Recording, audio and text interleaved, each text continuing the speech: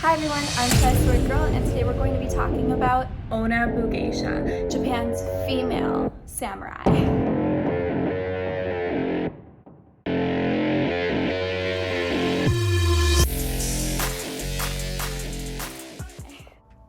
Female warriors existed in Japan since 200 AD. Trained in martial arts and strategy, Onabugeisha fought alongside samurai to protect their homes, their families, and their honor. They were considered to be equal to their male counterparts. Let's start with Empress Jingu. She was one of the first female warriors in Japan. After the death of her husband, Empress Jingu took the throne, as one does, and then proceeded to invade what is present-day Korea. This is not even that important, but I thought it was kind of cool. She was totally pregnant when she dressed herself in men's clothing and then she rode into battle, and I think that's pretty cool. She, as well as every other Onabugeisha, was trained in this martial arts weapon called the naginata. This was a weapon specifically designed for women of smaller structure, so they would just be better balanced during their fights, and it was a pole with a curved blade at the end.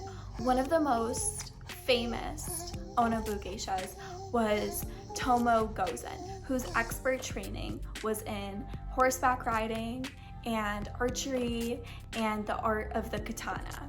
On the battlefield, she was most respected and trusted. In 1184, she led 300 troops against 2,000 warriors. This is an unbelievable fact, but she was only one of 5 out of all those people to survive, according to history. I can't even imagine there being 2,300 people and just 5 people survive. That's the fact that I'm appalled by, but that's pretty sick. Later that year, she led a battle against Iwazu, decapitating the Musashi clan leader and keeping his head as a trophy. Because why the hell not? After Tomo Gozen's reign, which by the way, I love her name. I might actually name my firstborn child after her. The Onabugeisha just completely flourished and made up a large part of the samurai. Female warriors would protect villages and create schools to train other young women in martial arts and strategy. Although many clans spread throughout Japan, all of them included samurai, and all of them were open to Onabugeisha. In fact, remains from the Battle of Seinban Matsubaru in 1580 showed that there was 35 out of 105 that were women. During the Battle of Izu, which I like to say in 1868, a female warrior named Nakano Takeko, which is also a really amazing name, led a group of Onabugeisha against the emperor's forces. Takeko was the daughter of a high-ranking general and was highly educated and trained in the art of the naginata.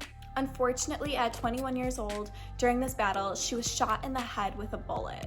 In her final breath, she asked her sister to chop her head off so that her enemy could not take her head as a trophy.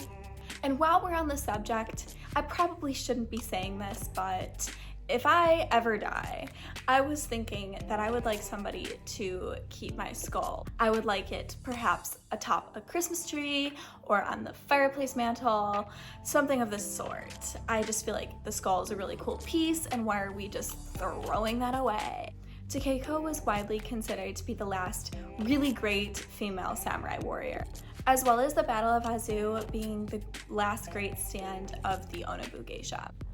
Their legacy was buried after the 19th century, when Westerners, of course, began to rewrite the history of Japanese culture.